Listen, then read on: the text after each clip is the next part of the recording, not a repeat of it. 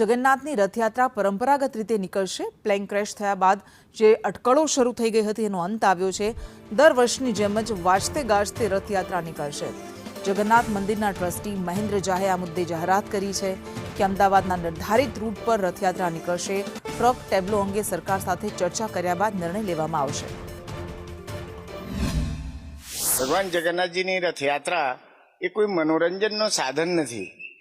ભગવાન જગન્નાથજીની રથયાત્રામાં ભગવાન પોતે નિજ મંદિરથી નીકળીને ભક્તોના દ્વારે દર્શન આપવા નીકળે છે। તો એમાં આપણે બધા શ્રદ્ધાપૂર્વક ભગવાન જ્યારે આપણા દ્વારે આવે તો ભગવાનનું સ્વાગત કરીએ, ભજન ગાઈએ અને જે આત્મિક અશાંતિ હોય એને પણ શમનનો પ્રયાસ કરીએ।